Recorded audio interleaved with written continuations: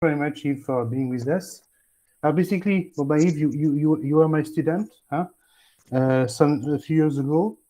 So Yves, so basically, I wrote a post about you because we are going to launch an initiative called MBA for Africa, where we'll Okay. have like about 50 of our students will be like godfathers, and will be like will be the contact information in Mhm. addition to the people at MBA Center to help them go through the process. Alors basically, Yves, what is your profile, Yves?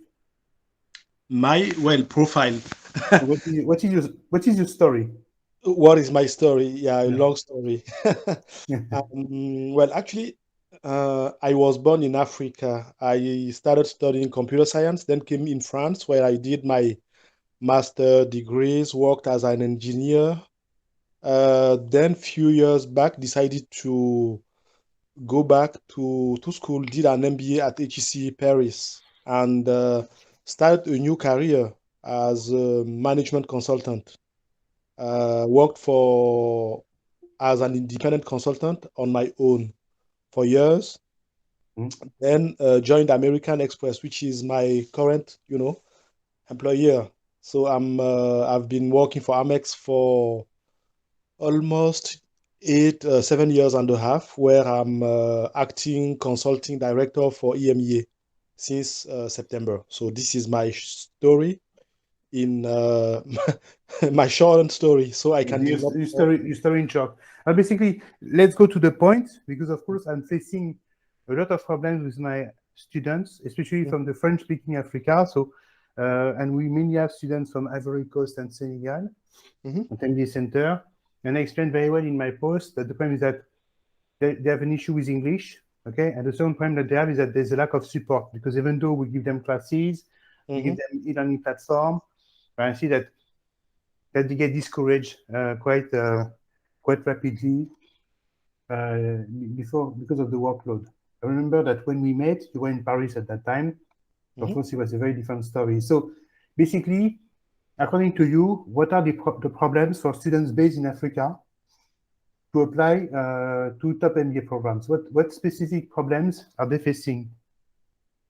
I think the main struggle, I A can short say one, in a okay. certain extent, even for French native people, is the language barrier. So, if I recall, when I started working for, I started the process. Well, the process was a long journey for me because at the time I was not really confident with my English. Even if I was working as an IT engineer, where all the content is in English, my verbal was really weak.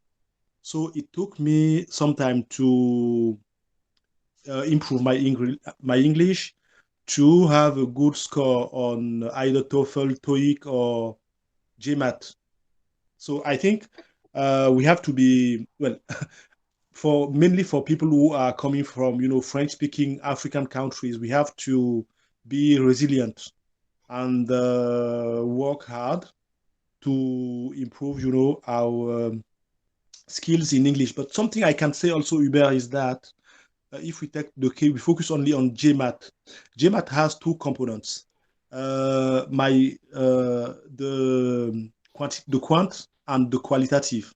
So on my case, I was really good on quant, and Yeah. quant is actually the most determinant part when you apply to an MBA program, because at the end of the day, they want to be sure that the participant to the programs are skilled enough for certain courses, such as microeconomy, such as operational research, such as statistics, right? So at the end of the day, um, even if the qualitative is not good, people can still lean on quant to get into a good MBA program. But at the end of the day, what will happen will that by practicing, people will end up improving their skills. So this is actually what happened to me during the MBA program. I When I started the MBA, my English was really, really, really a disaster. Then throughout the program, I did improve my English, and I was fortunate enough to do an exchange at GSB Chicago, where everything is in English, right? So yes, don't you think that the prime is also financing? Okay, because the CFA franc is quite low. The parity between the local currency and euro is difficult when you compare an African salary to the price of an MBA. It's very, very expensive for an African, no? Don't you think so? Yeah, finance is definitely a barrier. Well, I think that even for people living here in France, finance can be a barrier. I will start by my own situation. At the time I was working, I had to resign to do the MBA, and I did not have enough money to finance my MBA, so I borrowed money.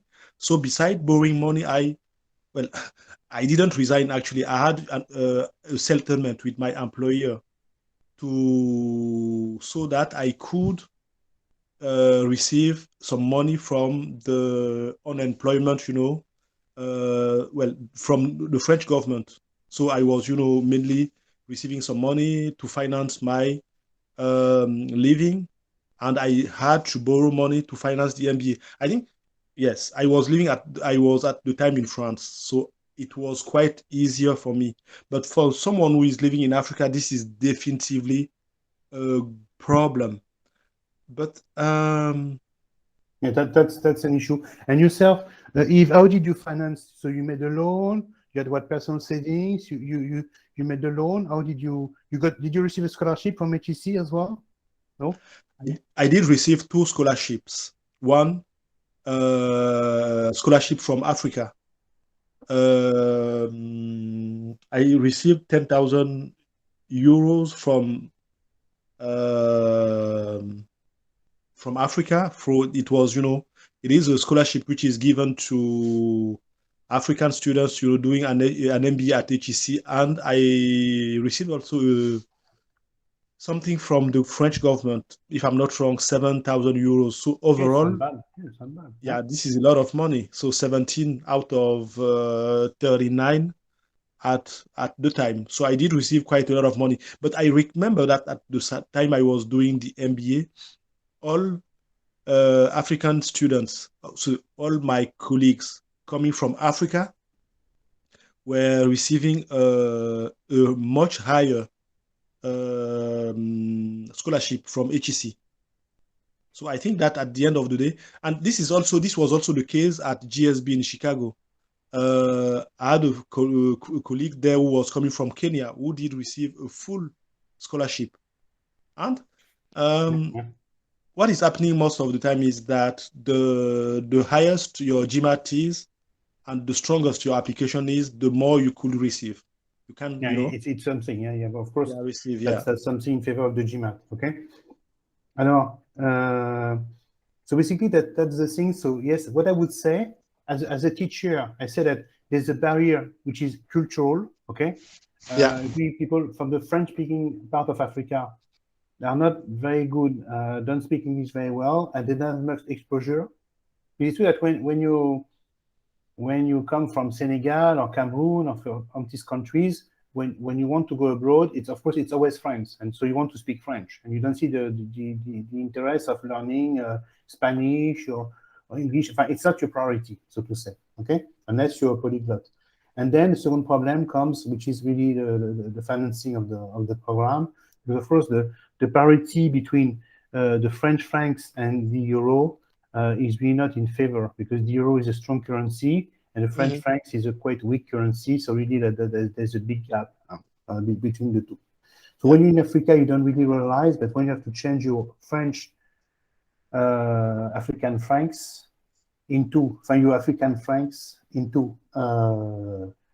euros, you see the problem. So tell me, Yves, what has been like to study at HEC? Was it the best years of your life? You told me that you have studied abroad. You went to Chicago as well. Was it the best year of your life? What is it? What it is like? Yeah, well, actually, to this, well, going back at school, 15 years ago was, I think, the best thing I've ever done. I will recommend to anyone to do that. It was really great because I had the chance of working, knowing what was, what working means. And also during when at HEC, I had the chance of interacting with smartest people from many different, countries. If I'm not wrong, in the program, we did have something like 50 different, nationalities. People from the USA, people from India, people from Japan, people from China, people from Latin America, Mexico, Brazil. So, and people from Africa as well. Even if I'm coming from Africa, I'm not, interacting on a daily basis with people from South Africa, from Nigeria, from Senegal. So there, I could, interact with many different people, learn their culture, and also, create strong, friendships. So doing an MBA also helps you build a strong network, right? Something you could not do, you cannot do alone. And within, during the MBA program, we could also, organize events where we did organize the MBA tournament where we brought in France people from,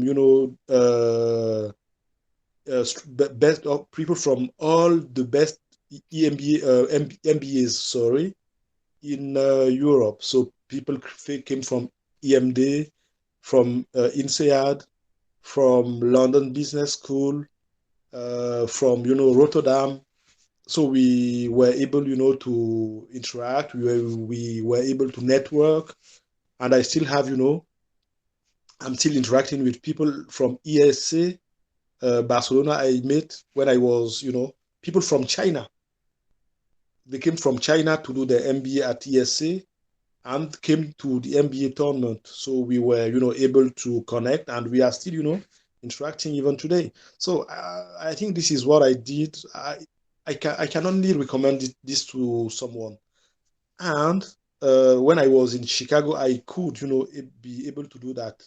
And 10 years ago, when I was looking for a job, I um, I sent a message to someone who did his MBA at GSB, telling him that I was, interested in a role if he could, spend a bit of time with me, explaining me how, helping me better my understanding of his company's culture. So I think these are things you cannot, gain when doing something like an MBA. Yes, it's true that that's something that you've experienced. What are your best memories, Yves? During the MBA program. Yeah. Best The MBA tournament, well, I have a obviously, lot of it was important for you, but others? best memories. I think when we well, in fact, when at HEC, we have, the African, club. So during when we were there, we had during the African week, we did organize, we had a week to organize a lot of events. So we brought speakers.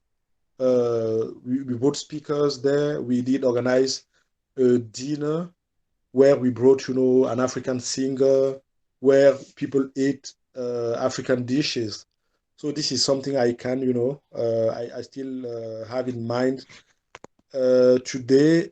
And I think overall, this was a great, learning experience where also I could, we could, during there was something at HEC which was called, I don't know if they still organize this. It was called, Visions of Leaderships, where they were bringing many leaders, CEOs of company. The former CEO of Coca-Cola was invited. Former CEO of Alcatel-Lucent was invited. The former French Prime Minister Juppé was invited just to share their visions of leadership. So these are invaluable. I will personally remember, even, in 10 years or in 50, even in 20 years, right? To remember this thing. So basically, how is the African club?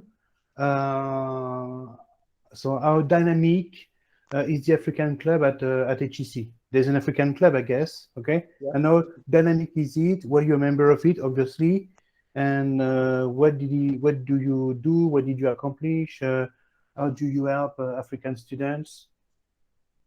I think the African, well, at least the MBA, the African MBA group at HEC is really dynamic.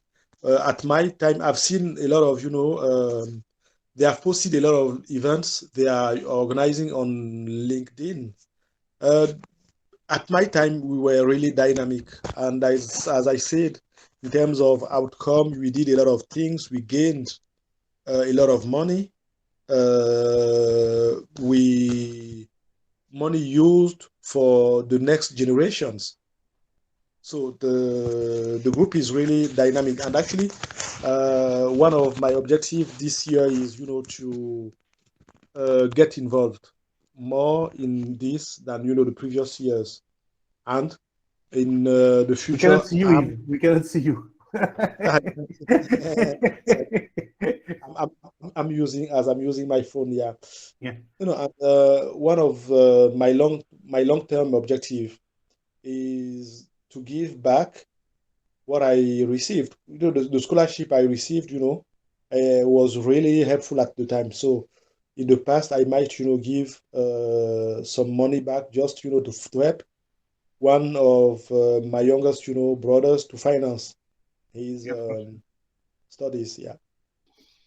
But that's something I want to create an association, Yves, and maybe we can also negotiate directly with business schools. There may be something to do directly with business schools. There's more leverage, okay? Because business school, they can easily give waivers. In reality, they don't give you money, they give you a waiver. And they don't have many African students, by the way. There are not that many African students at HEC. You went there, huh? So they have two, three. So to say, okay, why don't we try to get at least 10? By the way, that's something that I'm trying to develop with IEC. We're trying to develop an initiative for Africa, but it's true that normally the Brits and the French are, they have cultural links with Africa that maybe Spain doesn't have. Spain is more like Tunisia, if you want, okay? But yes, I find that French don't do much. The French business school don't do much, okay, because the state is more active. So tell me now, yeah, go ahead. Yes. If you need a member in your association, you can count on. If you don't have members, I'm happy to be the first one. No. But the way there will be a student of mine who needs your help. By the way, is he here today? He's from Cameroon. Very nice guy. What is his name? He is I spent time with him. He's coming to class. By the way, he was not in class this morning. You see, that's the problem that I have. He came twice in class in 1 month. Okay, lack of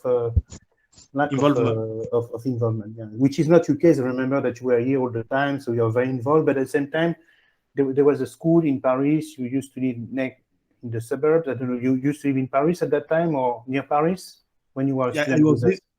I was living at Courbevoie. So which is like Paris. Okay. Yeah. And it was easy. Okay, for them, I understand. There's yeah. Now, basically, by the way, we have some African names. Okay.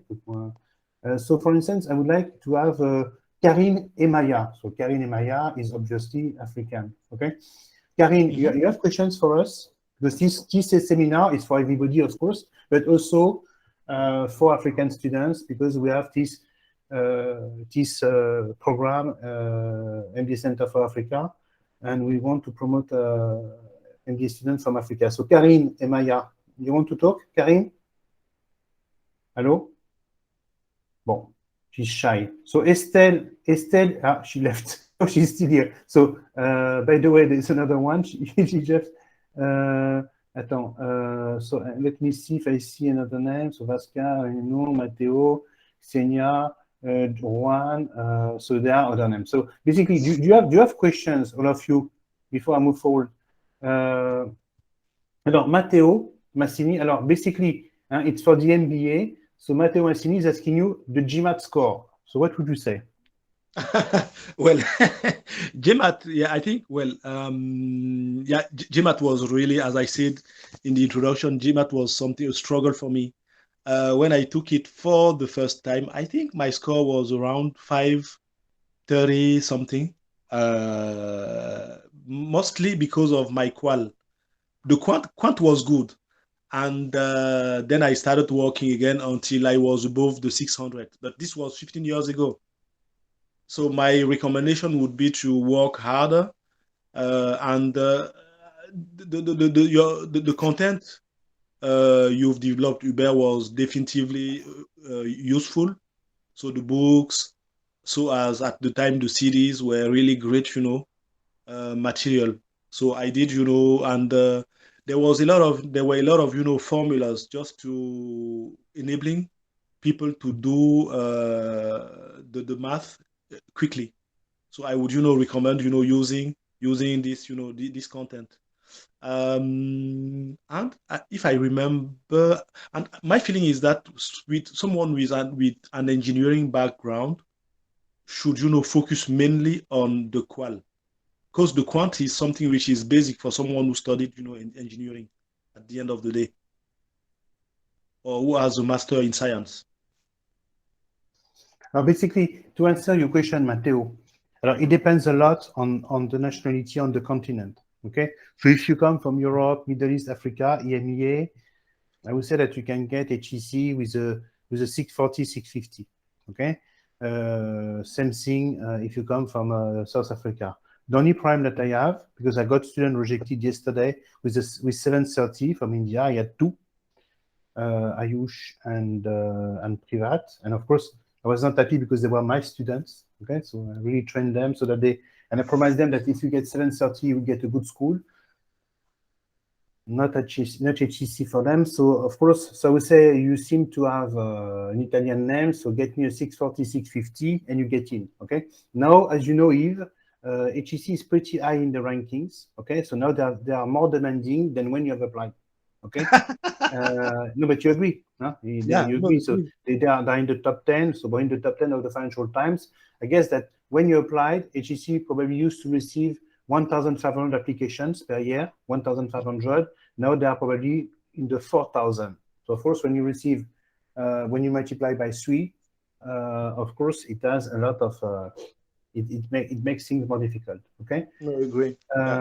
So basically, I would say for you, Matteo, 640, 650 is enough. So now, so basically, so how much work experience did you have, Yves, when you applied? That's a question from Pratek. Okay, yeah. When I did, the MBA, 6 years of working experience. And, which is a lot. Huh? Normally people get 2 to 4 years. Huh? 6 years, it's a lot. Yeah, exactly. And look, in my intake, we had people who started their MBA just after their undergrad. So after a bachelor degree, they but they were not, they were less than 3%. So 10 people in out of 200, So people can still apply without, having worked before. But my recommendation would be to apply after working for a certain number of years, as you said, Hubert, 2 or 3 years.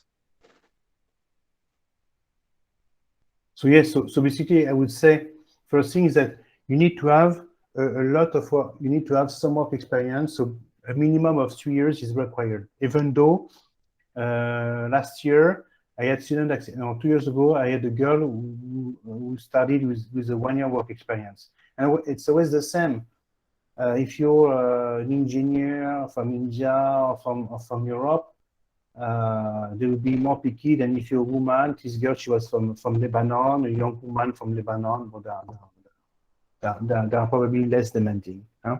So I would say, try to have a minimum of 3 years. What I've noticed with HEC is that it's one of the few schools that can take a student with 33, 34 years old. Did you have fellow students who were 33, 34, Yves? Yeah, there were some probably. Yes. It was not the majority, but some. Huh? Yeah, actually, the majority of, in my intake, the majority of French native who did the MBA. So do I. We're more than 30. I was not 34 at the time, but we were more than 30 years. And in my intake, I had a colleague who was Brent, who was from the USA. I think Brent was at the time 43. Yeah. But this is an exception. Yeah, and I'm sure that they would take you now, especially that now the EMBA is ranked number 1 in DFT. So probably they will offer you to do the EMBA. Okay. So as you may know, there are what we call mid-career programs. They are called Sloan Fellow programs. So LBS, MIT, Stanford have a Sloan Fellow programs. So if you're in your late 30s, I would suggest something else simply because if you're 40 years old and you study with someone like Yves, Yves, he wants to party, he wants to, yeah, you have different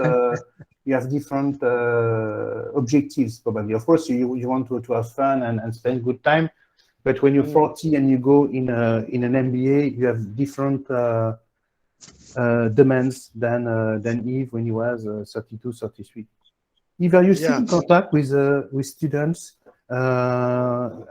What is your involvement now at HEC? Are you still in contact with students from HEC? You remember the alumni club, etc.? Yeah, well, I'm less involved than 5 or 6 years ago, but I was quite busy with my family. But now that my daughters are getting older, I will restart, networking. I will restart, attending, HEC, The events, yeah, organized by groups. And even if I'm not, meeting my people from my intake, I'm still interacting with them. And recently we did interact a lot because actually this is the first one who passed away. Really? He passed away? Someone from our intake. I don't know if you know, he was from the USA. He came here to do his MBA. So he was killed by in the US, in South Carolina. Okay. So the guy was actually my best friend during the program. So we were in the same groups. We were spending a lot of time together. So he worked in France for a year, then went back in the US, and we were still in contact. And so we were still in contact, but for a year we haven't. Before he passed away, for a year and a half, we haven't spoken. Then someone from our intake informed me that he was killed. So 6 months ago. So of course it's very sad, especially that he was probably very, very young. Young, yeah. And because of course the network is something essential. So tell me, what pieces of advice will you take to someone who wants to apply today? Most of the students who are here today want to apply or are in the process of applying. What pieces of advice would you give them? I think the piece of advice, well, before giving any piece of advice, I will start by saying that, doing an MBA is, you will learn a lot. The payoff of an MBA is really high. But the piece of advice is that as this is a very important investment in terms of finance, in terms of time, because many of these people will have to stop working for 1 or 2 years. Will have to borrow money to finance the MBA. It's really important to take a step back, think if the MBA is what you want to do, and spend as much time as possible on your project, and being accepted in a program is not, the last step, because when you will be in the program, you will have to invest a lot of your time networking, to find your dream job after the MBA. Because at the end of the day, people are doing an MBA to change their life, right? They want to change industry, they want to change sectors, they want to become CEO of companies, they want to become senior managers. So at the end of the day, people have to invest a lot of time networking, a lot of time interviewing, a lot of time, meeting with people working in the industry they are interested in. And doing an MBA is you will not become a CEO just after doing an MBA. People have to also understand that once you have your MBA, once you start working, you will have to be really humble. You will have to work hard. You will have to show to your bosses how hard worker you are, how resilient you are, how talented you are as well. So there are a lot of things to take into account before engaging in this long journey, which is doing an MBA, and then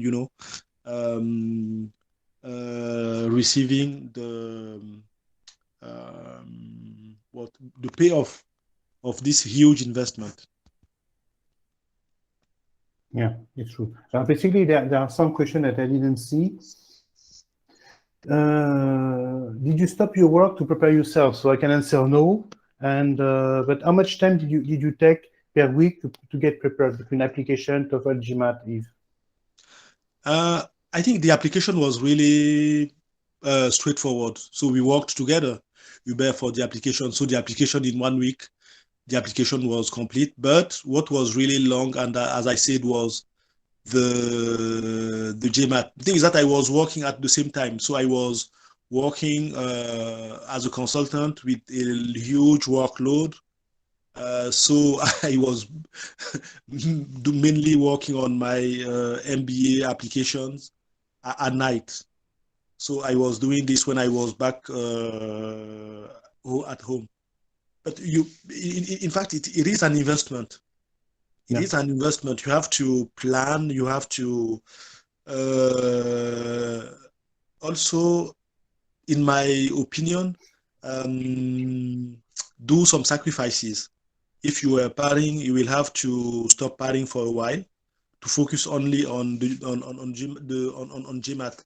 And actually, I want before ending up on this Uber, I just want to share a story. When I started, preparing for the GMAT, TOEFL at the MBA Center, I was with a friend. I started with a guy who became a friend. So he's also from Africa. What is his name? What is his name? You remember him, Idris? Idris, yes, of course, yeah. The thing is that Idris never, Idris spent a lot of time preparing for the GMAT, spent a lot of time preparing for the TOEFL, but never, for him, it's still, when we are interacting, for him, it's still, something like a failure. He never, applied for an MBA because of his GMAT. This was because of, his, the way, mainly because of his involvement. Idris is an engineer. I'm not, smarter than him, but at the end of the day, the difference came from the involvement, the resilience. Yeah, exactly. So for information, that's something that Maria, my colleague Maria, knows well, because we have this. So I'll take a picture of you. So basically, that's something that my colleague Maria knows well. Is that you have to see that in traditional test prep center, Yves, about 20% of the students go to the end, 80 stop. Okay, which is incredible. 80% Yves stop. Of course, when you are at MBA center, I think that we had probably 70% will go to the end of the program, okay, and 30% will stop, like Idris. Okay, now with Maria, within MBA center, within our own students, we try to make sure that 90, 95 get something, okay? And there are always 5% who, 5 to 10% who even now that we have a system that is very different from yours. So now we have what we have account managers who follow their students, okay? What we Okay. didn't have before. People who come to the center, and if they don't come, they don't come. So now we have someone who does his job of following students. So I have two colleagues here. I have Maria and I have Vasca. So they do that. That's something I ask them to do, and we audit that once a month to understand what's going on. By the way, for instance, what we have at MBA Center, every Saturday afternoon, we have a test now. So people have to come for a test, okay? But only 20% of the students come for the test, okay? Well, but I agree with you that it's a matter of commitment, organization, okay? And if you want to do it, you do it, because imagine that you don't get a good GMAT. Now you can get Warwick Business School, you can get IE Business School, you can study at St. Gallen. So there are always possibilities, you see, for them to study, okay? But of course, sometimes people, what I see is that sometimes people tell me, I want inside at HEC, okay? Then they don't have the workload and they stop, okay? So for 5 to 10% of the students, it happens, okay? To tell you an idea, we are now working with a student from India, so that we are sure that he gets a school. He's going to apply to 30 schools, okay? 30 schools, because basically he could not get a good GMAT, okay? He took another test. The guy is very good at score, so he gets 700 when he prepares the test with us, and then when he takes mock test, he gets a 700, and then when he takes the real test, he gets 550, which is very, very low for an Indian. But still, we have applied to schools where they don't ask for the GMAT, because in America you can ask for GMAT waivers. Then there's an alternative test called executive assessment test. So basically, the guy has applied to basically 10 schools where he needs the GMAT. We're still going to retake it. Maybe we'll get it. 10 schools where he doesn't need the GMAT, and 10 schools that accept an alternative test. Okay, so we go that far to make sure that no organization does that. 30 students, and for the same price. Okay, so to make sure that the guy gets something at the end. Okay, so if you're motivated, if you work with us, you get a school. Okay, and a good one, one that is ranked in the top 60 of the Financial Times, which is not bad. Okay. But of course, it's up to you to revert to us, to work with us. For instance, I give you an example. So here, for instance, there's Amin, who is with us. But Amin is every Saturday is in class. He talks, he interacts. Amin, you agree? No, he's a very nice student to work with.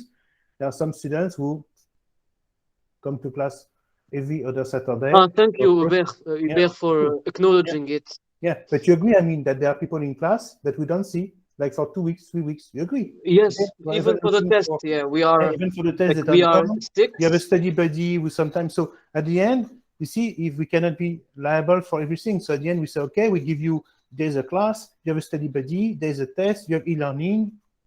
Between what we have now and when you came, now we have an e-learning platform. But at the end, if you don't put the hours, you don't put the hours. And I think that these people will lose a lot, okay? Because you agree, if you will not be where you are now without your MBA, whether it be in terms of personal development, which according to me is the most important thing, you agree? And second of all, professionally, okay? What has been the professional gain of the MBA, according to you? If you could quantify that, what is the gain? What have you gained? Where would you be with an MBA and without an MBA, according to you? Well, to be really honest, I can't even imagine where I would be. I will be without an MBA, right? I honestly don't know. My feeling is that the MBA gave me a lot. I think socially, first of all, right? And then financially, I would say that, well, the MBA, after the MBA changed in a certain way my life, because, I'm perceiving things differently, right? Today, I'm not, scared of not being an employee. Today, besides doing my full-time my full-time employee job, I'm doing my small investment on real estate. I could have done this beside that before without an MBA, but my feeling is that the MBA equipped me with enough skills to build my models to do the estimates of, my payoff, to do quick analysis before, doing an investment, right?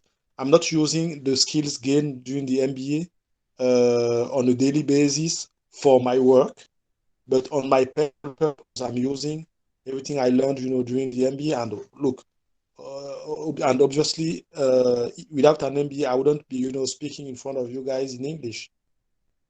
Even if I can still, improve my communication in English, my feeling is that this is something I learned, forever, for life. I can today, communicate with people from everywhere across the globe in English, without being scared of saying crap. When I was doing the MBA, I also started, learning Spanish, and this is also something I'm improving on a daily basis. So I think that the MBA gave me a lot, and at the end of the day, as you said, Hubert, if you want something, it's important to invest on that. So without investing, you cannot, receive something. Even after the MBA, if you don't work hard on your weaknesses, one of my weaknesses was my communication. You will not, at the end of, the program, reach some of your goals. So. Yes, I think that the thing you see, Yves, with all this experience that I have, is that MBA builds self-confidence and network. Okay, finally, the knowledge. Okay, you get it, and of course, that's something you did not mention. It's obvious that you get the knowledge because you have to study, you have to pass exams, etc., to graduate. But the difference, I would say, they improve in terms of leadership, communication, confidence. So it has to do a lot with personal development, what we call soft skills. Okay, and the hard skills are more difficult to identify. But of course, if you spend 16 months to 21 months at HEC or Chicago, you have learned a lot. Okay, but at the same time, it's always the same problem. If you don't use what you have learned, you may lose. Maybe you have learned your marketing skills, that some of the things that you don't use. So you see, you're losing them, okay, because you don't use them. But basically, personal development, self-confidence, probably what you can say to yourself, Yves, is that now I can talk to anybody. I don't feel I can talk to Macron. I can talk to the president of Senegal, the president of Ivory Coast, whatever, of Cameroon. I can talk to a big CEO. I'm an HEC graduate. I have done things in life. I will be respected. You agree? Huh? That's the thing. That definitively, yeah, exactly. I think there is a difference between an MBA and the Master of Science, even from École Polytechnique. Because at the end of the day, people know that, to do an MBA, you will have to invest a lot of money. And I'm not sure, well, everybody, don't have or don't want to borrow money to invest on education, right? So, and the way, and what I've also learned or understood throughout the years is that at the end of the day, after spending these months with people, you have I don't know, there is a word English people are using which is called gravitas. Your gravitas is changing. So the way you are standing, the way you are presenting, the way you are perceiving things as well, your gravitas will change. Your gravitas will improve, or your leadership, simply said. Yes, you agree? Yeah, so basically that's what will change. So are there other questions? The work to prepare yourself, thanks in advance. So yes, but basically altogether, yes, we probably took 6 months. Huh? That's what you need. Have you applied to other schools, by the way, Yves? HEC only, or you have applied to other schools? Well, my strategy was really simple. As my strategy was based actually on my finance. So one application HEC, as I didn't. Well, actually, I could have considered INSEAD, but at the end of the day, I said, okay, no. I wanted something which lasted more than 12 months. And then, a smaller intake as well. So we did one application, which was HEC. Yes, you agree? So basically, that's what I advise, huh? Okay. What else can I say? Well, any other questions? So of course I have colleagues, I have students, so lots of people came today to listen to you. So but basically what I'm happy with is to see that after all these years I'm still in contact with Yves. We will probably support our initiative with Eric Bompa. You know probably Eric Bompa as well, MBA for Africa. And basically we are looking for like godfathers who will support students. Not of course technically, but give them like more support, advise them. There was basically I don't see any the African girls that we had left, unfortunately, as if they were a bit shy. And so that's something that we want to continue. So thank you very much, Yves. Okay, you always really available for us. So it was good to invest time with you and to see that it pays off. Thank you very much, Yves. Thank you very much, everybody. Bye-bye. Thank you for the invite, Hubert. Let me know whenever you need my support. Okay. Thank you. Bye-bye. Thank you. Bye.